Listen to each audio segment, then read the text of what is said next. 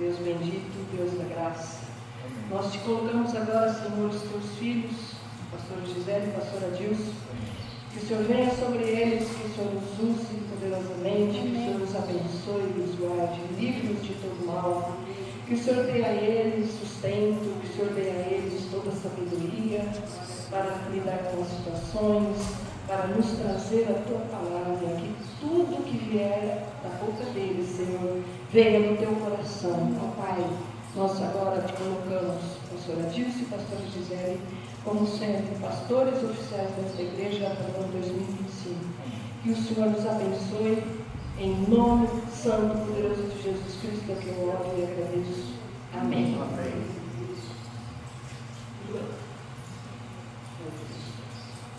Vamos estar entoando louvores ao nosso Deus, no meio do nosso louvor, os cânticos. A pastora Gisele quer falar, desculpa.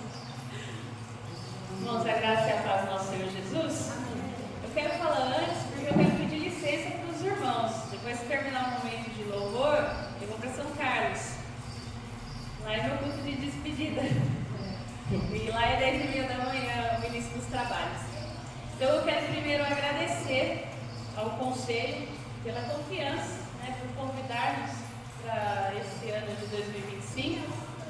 Eu estarei aqui à frente de trabalhar em Araraquara e o reverendo Adilson trabalha de Ibaté e São Carlos. Recebemos a responsabilidade com temor e tremor, pedindo que os irmãos sempre orem por nós. A oração de vocês é também o que nos sustenta. A gente somos homens e mulheres também como vocês.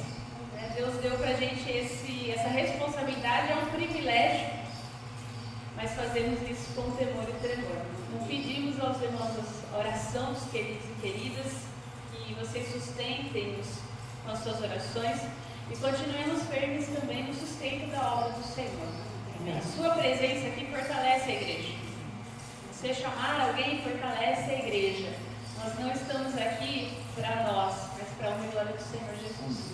Que Deus nos fortaleça. Então vamos louvar o Senhor com cânticos nessa hora de louvor, de gratidão ao nosso Deus. Deus maior.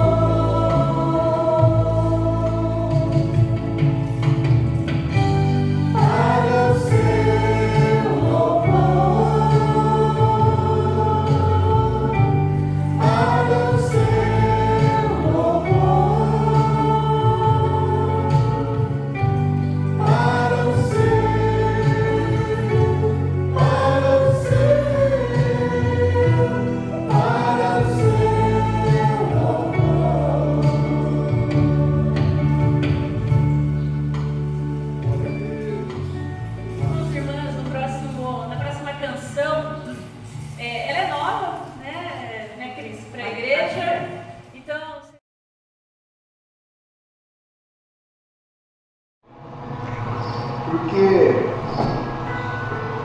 na casa do Senhor a gente recebe a comida, né? A comida. É a palavra de Deus que nos traz o fortalecimento. É a palavra de Deus que nos firma como pessoas humanas. Não é outra coisa, senão a palavra de Deus. Por quê? Porque ela é comida para nós, né? E sem ela,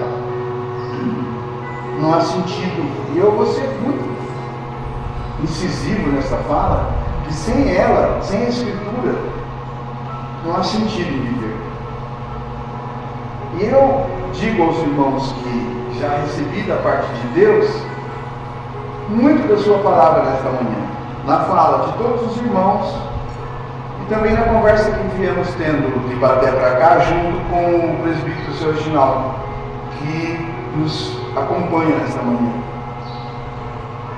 E nós falávamos então da palavra de Deus, da força transformadora que essa palavra tem. Tanto é que o profeta vai dizer que ela é como um martelo que esmiuça a rocha. E às vezes, querida igreja, nós não colocamos isso no coração. E tratamos-a como uma coisa qualquer. Não temos a devida reverência com a palavra de Deus. É interessante que o povo judeu, né, para ler a Torá, eles colocam uma luva. Tal é a reverência, irmãos, que eles têm com a palavra de Deus. Para não encostar a mão. Para não encostar a mão. Então eu achei interessante na oração, e aqui também na ministração sobre as nossas vidas, por conta da posse da nova diretoria, uma palavra dita pela presbítera Cris, que dizia: tudo que vier da boca deles possa estar vindo do teu coração, Senhor. Amém. Aleluia. Os profetas da antiguidade falavam pela boca de Deus, né? E aí essa responsabilidade muito grande que recai sobre nós, como disse a reverenda Gisele. Mas louvado seja Deus, irmãos, que a palavra dele tem renovado as nossas vidas e os nossos corações. E é para isso que nós estamos aqui. E que Deus te abençoe, porque está aqui para ouvir a palavra de Deus, não para ouvir um reverendo qualquer, ou quem quer que seja, mas para ouvir a palavra do grande Deus, que ordenou a neve, ao granizo, como foi já lido nesta manhã, as serpentes marítimas, para que louve o teu nome, e todas as criaturas dos mares, das matas, de todo canto, que se curvem diante da majestade de Deus. Como o mundo precisa aprender sobre isso. Né, Sr. Reginaldo? Irmãos, eu fico muito feliz de estar aqui e substituir a Helena Gisele, no sentido de que ela precisou ir lá em São Carlos para se despedir do povo lá. Então faremos nesta manhã esta parte da palavra de Deus. E comigo já como referi, me acompanha o presbítero seu Reginaldo, lá de Baté, e tem sido uma bênção para nós lá. E também na minha vida. Eu acredito que poucos aqui conhecem a vida do presbítero Reginaldo, mas ele tem sido ali, irmãos, como foi orado pela Cris, boca de Deus para minha vida. A Bíblia diz: honra a quem honra. E eu, se eu estou aqui falando da palavra de Deus, muito passou pela vida do seu Reginaldo. Porque ali eu tenho ele como uma pessoa instruída por Deus para nos ajudar.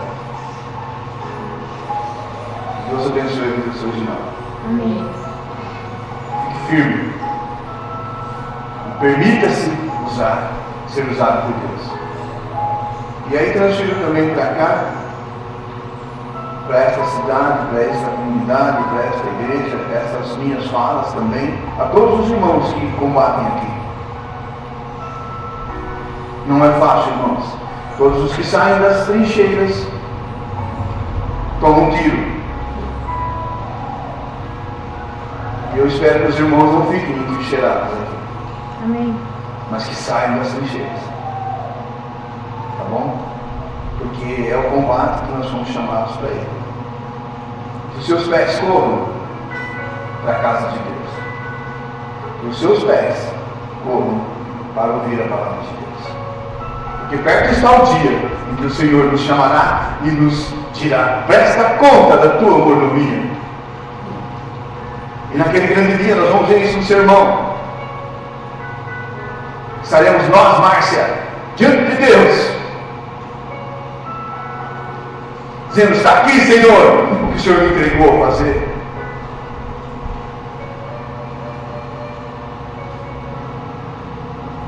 Ou então, né, irmãos, recuados com vergonha daquilo que nós, do talento que não foi desenvolvido por nós. Eu estava ouvindo um podcast essa semana e eu estava comentando com o seu Reginaldo. A autora do podcast disse assim: vocês observem um livro, tem um livro de uma grande autora, e ele vai dizer sobre como ser um cristão inútil. Interessante isso. E eu fui pesquisar, fui ler. Você viu isso, né, Marina? Alguma coisa sobre isso? Como ser um cristão inútil. Eu falei: meu Deus do céu, mas será que existe cristão inútil? Sim, existe.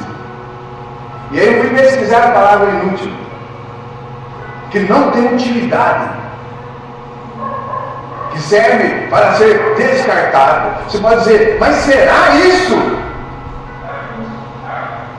Irmãos, a palavra do Senhor vai dizer lá em Apocalipse: eu sei das tuas obras, que nem és quente e nem és morno, e nem és frio. Tu és morno. Oxalá fosses frio ou quente. Olha que interessante, olha a inutilidade, né? Mas como és morno, vomitar-te na minha boca. Então eu aprendi com isso e falei: Senhor, 2025, bate as portas. Eu estou vivo, Senhor. Então nesse ano que se inicia, na virada do ano que se dará na próxima terça-feira, às 0 horas, Senhor, a partir daquele momento que eu seja, Senhor, quente na tua presença. Eu quero ser uma pessoa melhor em 2025. Então essa palavra falou muito ao meu coração. Esse despertar, né? Então nesta manhã nós vamos fazer a reflexão, feita esta primeira introdução, no livro do profeta Isaías, no capítulo 6, a partir do versículo 1. Ô Cris, eu tenho até que hora para fazer sermão? Se quiser. Não fala isso, que eu tenho a hora que eu quiser. Né? Tá. Muito bem. Isaías, capítulo capítulo 6, a partir do versículo 1. Irmãos, combatam junto com a Gisele aqui, viu? Ajudem ela, viu? Não tenho medo. As mudanças acontecem porque isso está no coração de Deus. Ombreiem a causa de Deus aqui nessa cidade. Esse ano de 2025 será um ano de renovo. Aleluia. Aleluia. Por que eu estou dizendo isso? Porque a boca do Senhor disse. Não foi a minha, não foi a de ninguém. 2025 vai ser um renovo para todos nós. Diz assim a palavra do Senhor Jesus Cristo, a palavra do nosso Deus, a palavra do Cristo, do Verbo encarnado. No ano em que morreu o rei Uzias, eu vi o Senhor assentado sobre um alto e sublime trono, e o seu séquito enchia o templo. Os serafins estavam acima dele, cada um tinha 6 asas. Com 2 cobriam o rosto e com 2 cobriam os pés, e com 2 voavam, e clamavam uns para com os outros, dizendo: Santo, Santo, Santo é o Senhor dos exércitos, toda a terra está cheia da sua glória. E os umbrais das portas se moveram com a voz do que clamava, e a casa se encheu de fumaça. Então eu disse: ai de mim, que vou perecendo, porque eu sou um homem de lábios impuros e habito no meio de um povo de impuros lábios, e os meus olhos viram o Rei, o Senhor dos exércitos. Mas um dos serafins voou para mim, trazendo na mão uma brasa viva que fora tirada do altar com uma tenaz. Com ela tocou minha boca e disse: eis que isto tocou os teus lábios, e a tua iniquidade foi tirada e purificado o teu pecado. Depois disso, ouvi a voz do Senhor que dizia: a quem enviarei? E quem há de ir por nós? Então, disse eu: eis-me aqui, Senhor, eis-me aqui, envia-me a mim. Louvado seja Deus. Palavra do Senhor. Irmãos, muito já foi dito nesta manhã sobre a grandeza, né? A majestade de Deus nas leituras. E é interessante que num domingo desses lá em Ibaté, nós fomos instados pela palavra de Deus sobre a nossa fé. E aí numa terça-feira anterior nós ministramos sobre a fé rasa. Olha que interessante, olha como tudo converge. Ou seja, aquela fé que não produz absolutamente nada, é uma fé rasa. E eu comentei então de como uma pessoa sozinha, mesmo sozinha, uma pessoa só na presença de Deus, através da sua atitude de fé e de ação, no tempo e no espaço, pode mudar as coisas em determinado lugar, quando se coloca na presença de Deus. Ou seja, são posicionamentos, atitudes e ações da criatura humana que morrem na mão de Deus. Isso pode acontecer, irmãos? Não só pode, como aconteceu no passado e acontece no presente. Palavras que saem das nossas bocas, que constroem ou destroem. Palavras que devem sair da nossa boca para construir na vida do outro a fé que a palavra gera e que vai fazer Deus agir através de nós. Como Ele fará isso? Através de nós, com as atitudes positivas. Aleluia! Atitude, Dona Maria. Ações afirmativas, trazendo um mundo novo, as boas novas que falamos no Natal, para a vida das pessoas que estão ao nosso redor. Trazendo para elas, Reginaldo, o mundo do Espírito. Mundo do qual as pessoas não têm conhecimento, a não ser os que buscam o sobrenatural, no espiritismo, nos passes, no tarô, nos trabalhos das sextas-feiras, nas cachoeiras, nas matas, e nós silenciamos como arautos que somos. Então, é preciso essa atitude da igreja. E quando nós falamos da igreja, é preciso então que nós conheçamos a nossa igreja. Olha que interessante. Qual igreja eu sirvo ao Senhor? Eu sirvo ao Senhor na igreja presbiteriana independente. Quem é ela? Quem é a igreja que eu sirvo? Às vezes não sabemos. Conhecemos a história da igreja. Porque tão envolvidos que estamos nas pautas atuais, nas nossas pautas, e não conhecemos ao menos a história da nossa igreja, que não nasceu ontem, não nasceu de uma decisão qualquer, não, foi colocada pelo próprio Deus. Eu louvo a Deus, nós servimos a Deus nela.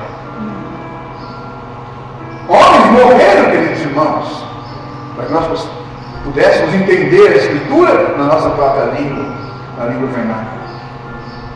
Então, é importante essa questão do posicionamento, não percam o fio da meada, das atitudes, de como mover a mão de Deus através de nós, e entender a confessionalidade, a quem nós confessamos, a quem eu professo, quem é que eu sirvo, em quem eu creio. Eu conheço minha fé, eu conheço minha igreja, eu conheço o meu Deus. Aleluia. É na presença dele que eu estou.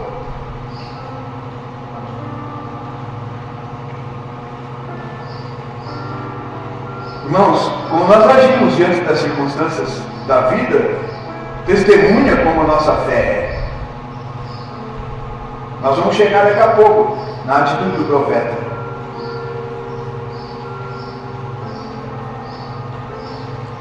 A minha fé se evidencia através dos atos que eu faço no dia a dia, do que eu falo, do que eu professo. E aí, para que ela é usada? Essa semana eu corrigi uma mãe, e eu digo corrigir porque foi uma correção e até dura, quando ela dizia palavras de maldição sobre a vida da filha. Eu dizia: não diga isso, mãe. Nós não estamos neste mundo para amaldiçoar, menos ainda os nossos. A senhora tem certeza que a senhora quer que isso aconteça na vida da tua filha? É isso que você quer que aconteça? Porque é isso que vai acontecer quando você libera essa palavra para ela.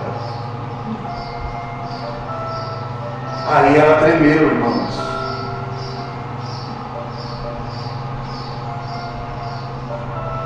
Como a minha boca é usada para falar com o meu próximo, o que está no meu coração da parte de Deus, que eu possa dar ao meu vizinho, à minha vizinha. O pai do profeta Isaías, Amós, era irmão do rei Uzias. Ele era irmão. Então, dessa maneira, Isaías era sobrinho do rei. E era um profeta da corte.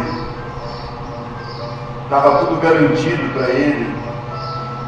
Acostumado com as benéfices e o luxo da corte, Marcos. Não tinha dificuldade nenhuma. É interessante que ele era encantado, né? E havia um encantamento nele pelo aqui e agora, era o aqui e o agora que determinavam as suas atitudes, a vida, né, dele ali, emprego garantido, sobrinho do rei, meu pai é irmão do rei, havia segurança nele. E de repente alguém diz: o rei está doente, o rei não vai bem. rei morreu. Aleluia. Isaías, eu acredito, um coração aflito, e agora as preocupações que nos afligem, né, no dia a dia. E agora o que eu vou fazer? É interessante que talvez a preocupação de Isaías não era porque o rei havia morrido, não era de tristeza,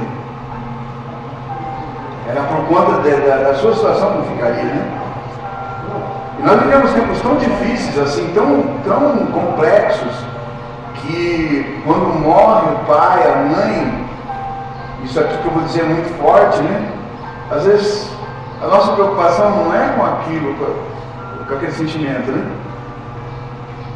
É de como a situação se dará depois. Interessante que nós vemos, por exemplo, as grandes disputas familiares pelos bens dos pais que morrem.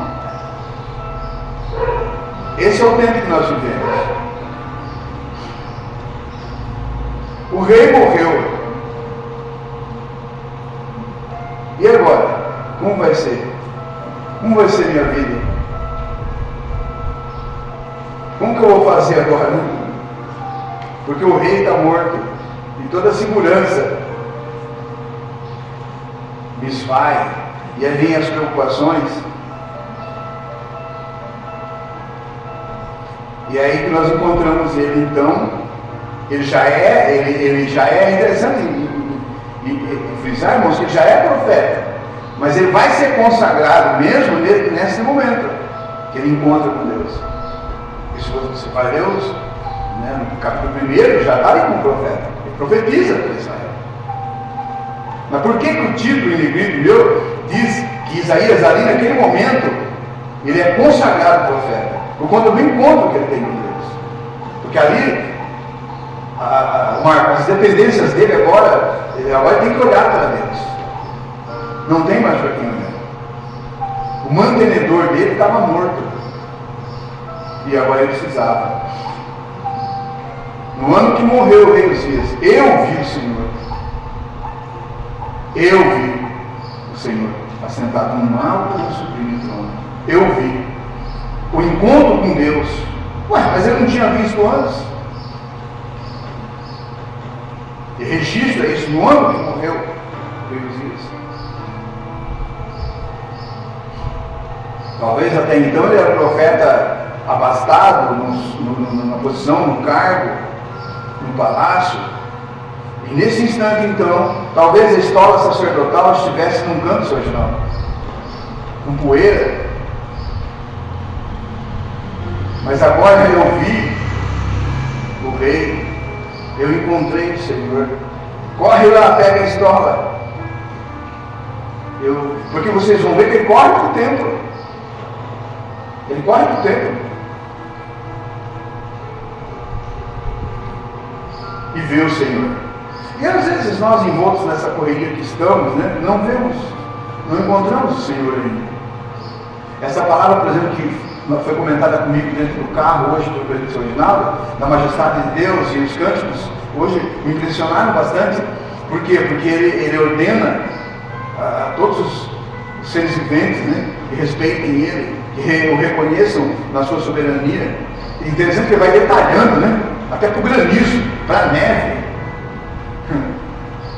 Então, e às vezes a gente não vê o Senhor. Nós não o vemos. E às vezes quando vemos uma visão muito limitada, Senhor. Ela não é profunda. É a questão da fé rasa, né? Você tem fé mesmo? Aí a pessoa vai pensar duas vezes para responder. Você serve a Deus mesmo? Então, a nossa fé, ela não pode depender, eu disse isso aqui, volto a frisar, né? Do pastor. Mudou o pastor, minha fé ficou para. Ela não pode depender do louvor da igreja. Não, aqui o louvor é bom, aqui minha fé vai melhorar. Percebam como nós somos circunstanciais.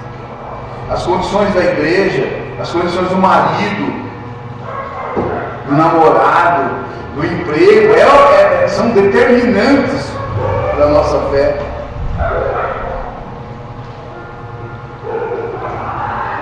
O encontro com Deus na vida do profeta Isaías muda tudo.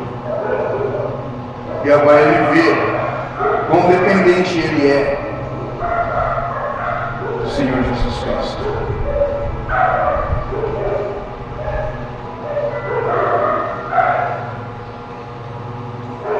O tio morreu.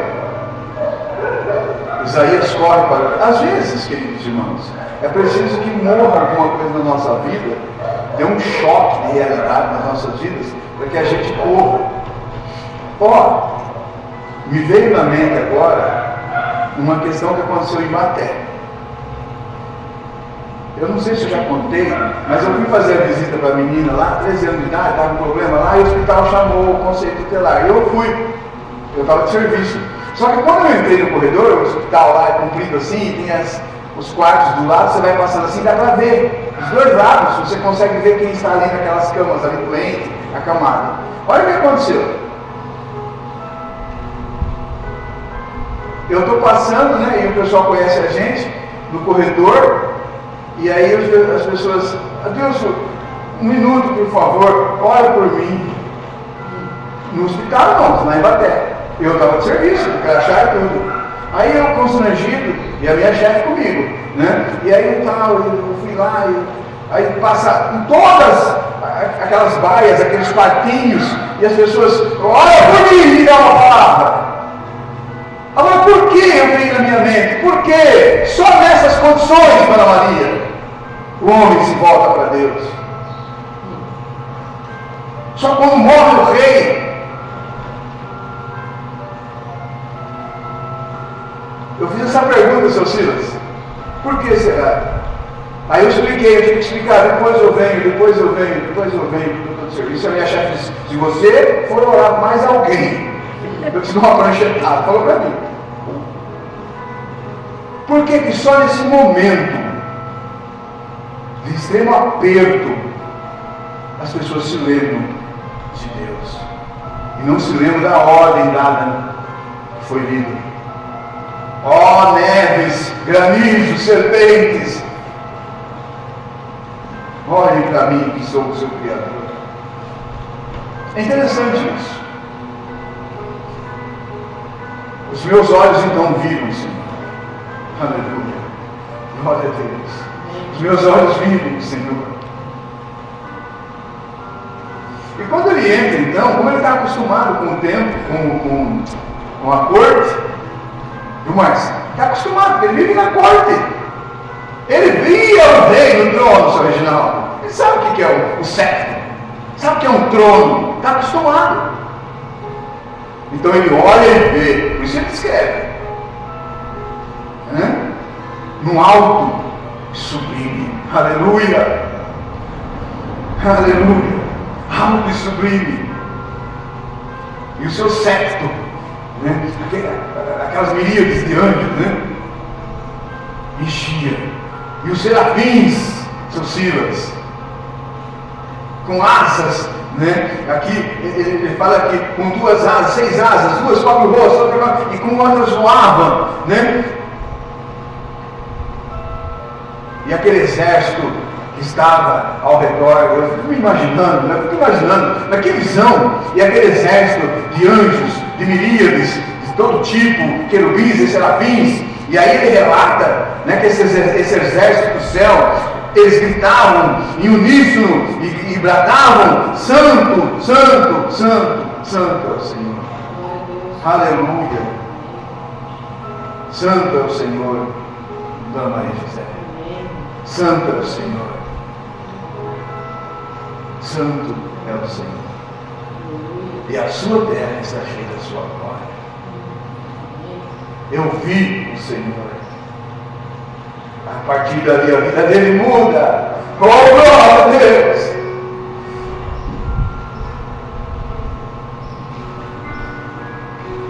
Só que agora ele vai profetizar, querida igreja, não mais para a corte. Talvez quantas costuras ali, né? Olha, eu Irmãos, isso acontece. Quantas costuras talvez nós aí acertaremos do rei aí, ó, ajeita aí. De repente, né? Ele participou e agora ele sabe, ele muda. Ele muda.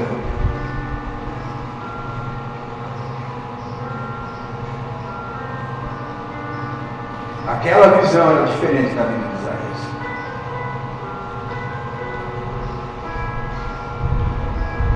Na mente dele só tinha uma certeza: agora eu vi o Senhor. Às vezes a gente fica na igreja 200 anos aí e não viu o Senhor. Ele tem a certeza que ele vai morrer.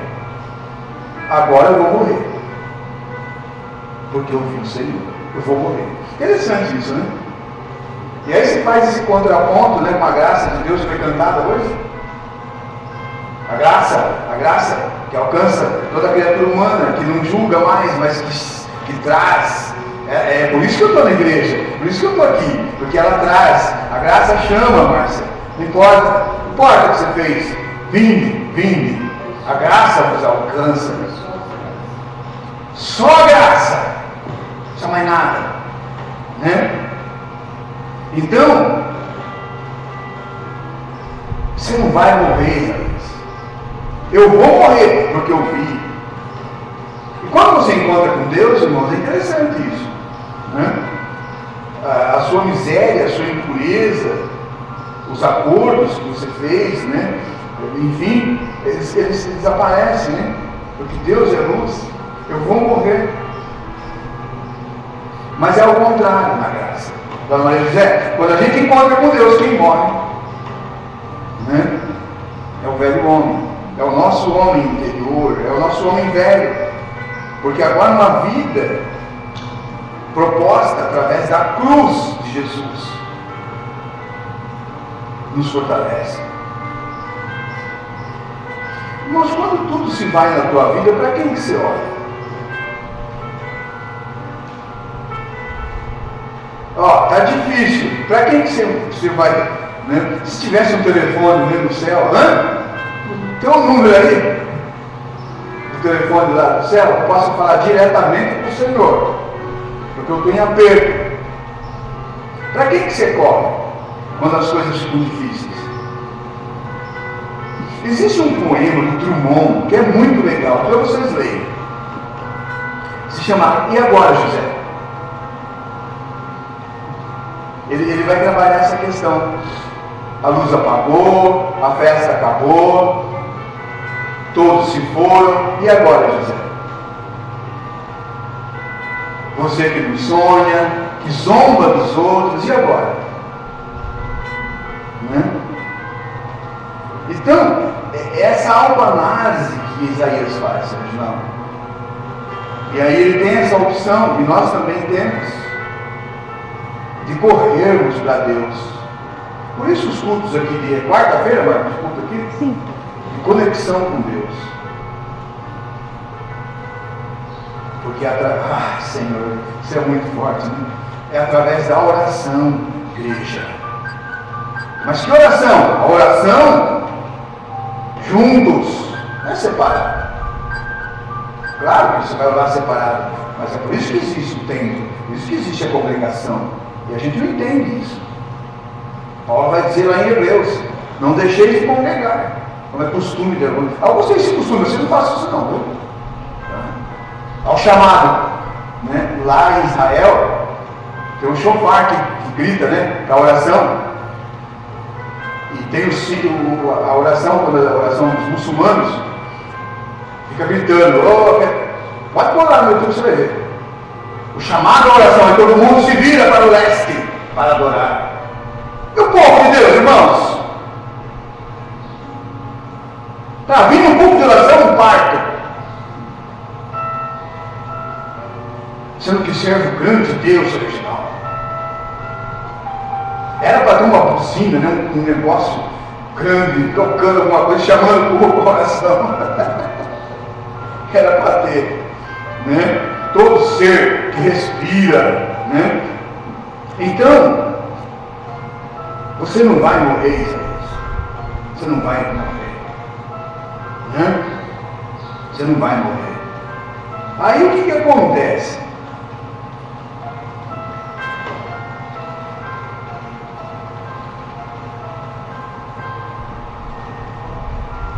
Isaías corre, mas corre para o templo. Eu vi o Senhor, ai de mim. E é interessante quando ele chega, né? Deus não acusa. Não, pode ver, não há uma acusação contra o profeta. Aleluia!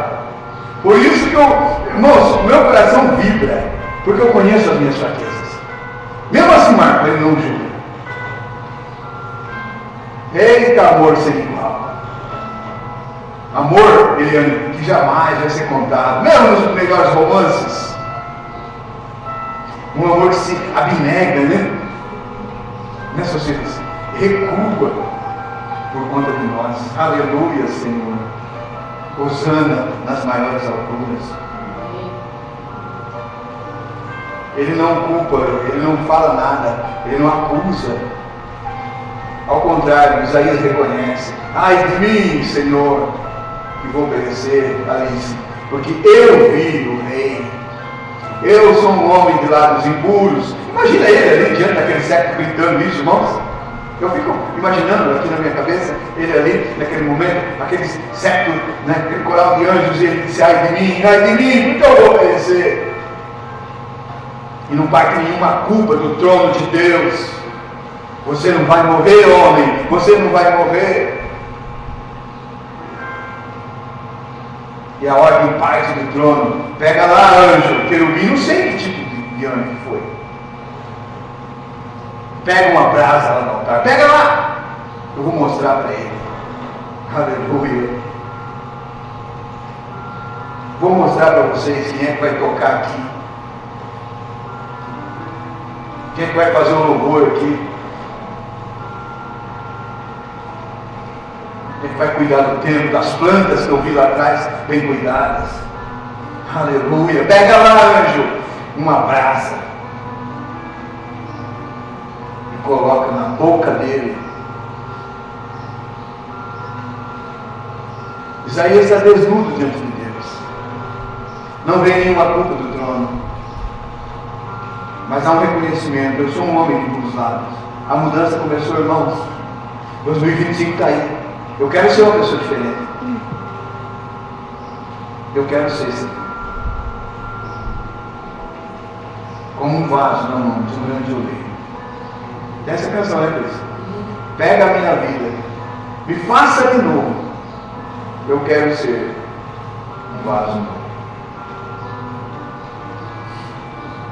O anjo pega Satanás, queima, e quando queima dói.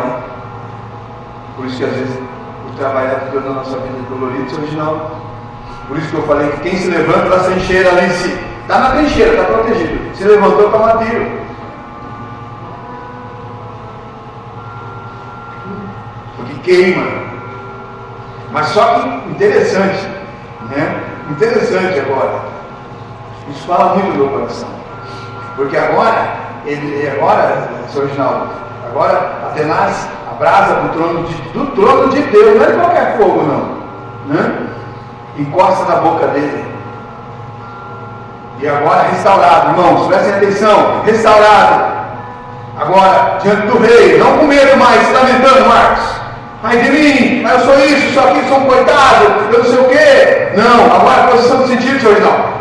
Posição de sentido diante do trono de Deus. E aí vem a pergunta dos céus, que cala no nosso coração, nesse século de escuridão, de trevas. Aleluia. Ele ali, diante do rei, quem enviaremos? Aleluia. As trombetas tocam ali, irmãos. Quem é que vai por nós? Interessante que estava cheio de anjos poderosos ali, que um arcanjo só matou 180 mil homens num dia. Quem que vai por nós? Ele olha, acho que acredito que ele olha, seu irmão, dos lados. Está lá ele, Marina. Posição de sentido agora, nada de medo, porque não vem acusação. Né? E aí ele olha para os lados, Márcia, mas caramba, mas será que só tem eu aqui? Só tem eu aqui para tocar o pecado? quarta-feira só eu que vou, vai você. Né? Aí Batel falou, olha para quem faz, não para quem não faz. Ele olha acho que para o lado, né? Com receio, né? Talvez, será que eu me apresento, Sr. Reginaldo? Aleluia. E a voz insistindo, a quem eu enviarei e a quem há de ir por nós. Talvez se fosse antes, ele não ia encarar. Antes do encontro com Deus, Marinho, ele não ia encarar. Ele ia lembrar de tudo que ele fez de errado, ele ia ficar se lamentando, né? Eu não posso, um monte de desculpa. Não posso, porque isso, porque aquilo outro. Não, Sr. Reginaldo, é o que o Senhor disse. Quem está na presença de Deus se porta como um soldado. E aí agora, alinha o corpo, estufa o peito, não com desenho às coisas de Deus, mas responde a voz que chama. Aleluia! Eis-me aqui, Senhor! Envia-me a mim, eu vou!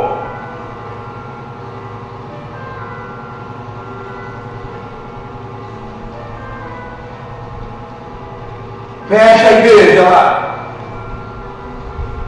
Né, Marco? Não tem quem manda lá, não tem ninguém lá, não. É reunião lá. Eu não estou ocupando, irmãos, nada disso. Né? Não tem quem faz, o que vai fazer? Fecha lá. Não tem um Isaías lá, Márcia? Não tem um Isaías aí que se apresente, né? Fica procurando, irmãos. Né? Antes de fechar, ele estufa o peito original. Envia-me a mim, Senhor. Eu sei das minhas coisas, mas eu sei quem está me enviando. Irmãos, para encerrar,